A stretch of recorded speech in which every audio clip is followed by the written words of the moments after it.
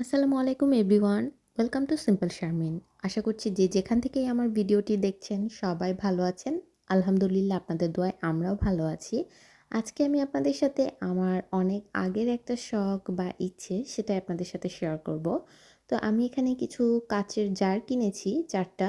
So বড়গুলো আমি বাংলাদেশী টাকার হিসেবে ২৪০ করে পড়েছে আর ছোটগুলো ১৬০ টাকার মতো পড়েছে। অলমোস্ট এরকমই। তো যাই হোক আমি অলরেডি আপনারা দেখে বুঝতে পেরেছেন আমি কি করছি।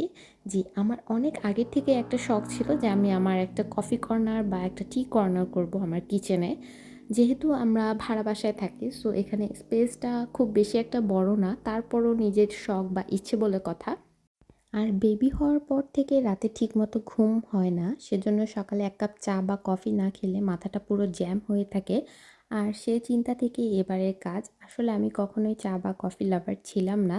বাট আমার কেন জানি আমার একটা বাসায় টি কর্নার বা কফি কর্নার থাকবে সেটার ইচ্ছে ছিল। লাইফে আপস অ্যান্ড ডাউন থাকবে। সবকিছুই যে পারফেক্ট হবে এমন কোনো কথা নেই। যেভাবে যতটুকু যেভাবে আছে আলহামদুলিল্লাহ। আর তার মধ্যে থেকে নিজের খুশি বা শখ পূরণ করে নিতে হয়। তো আমি আমার বাজেটের মধ্যে এবং আমার সামর্থ্যর মধ্যে যতটুকু যেভাবে মনে হচ্ছিল প্রয়োজন ততটুকু জিনিস কিনেছি। আর ঘরে থাকা জিনিস দিয়েই আমি টুকটাক তৈরি করে নিচ্ছি আমার পছন্দের মতন কফি কর্নার। সো আসলে যে সবসময় সবকিছু দামি দামি জিনিস দিয়ে কিনে বা একদম ব্র্যান্ডের এক্সপেন্সিভ জিনিস দিয়ে ঘরটাকে সাজাতে হবে বা একদম নিজের দামি জিনিস ছাড়া আমি ঘরটাকে ডেকোরেশন করব না এমন কোনো কথা বা এমন কিছু আমার কাছে মনে হয় না। আমার মনে হয় ঘরে থাকা টুকটাক জিনিস বা একদম আমার সামর্থ্যের মধ্যে থেকে জিনিস দিয়ে আমি ঘরটাকে সাজাবো বা আমার পছন্দের জায়গাটা তৈরি করব। তো এই যে আমার কফি কর্নার বা টি কর্নারটা তৈরি করে ফেলেছি। আর আপনারাও বলবেন দেখে কেমন হয়েছে কমেন্ট করে জানাবেন।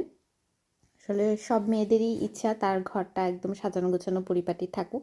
এটা হয়তো আমার মতো সব মেয়েদেরই ইচ্ছা। তো আর এই যে আমি কিছু ছবি তুলেছিলাম আর এটা হচ্ছে পরদিন সকালে।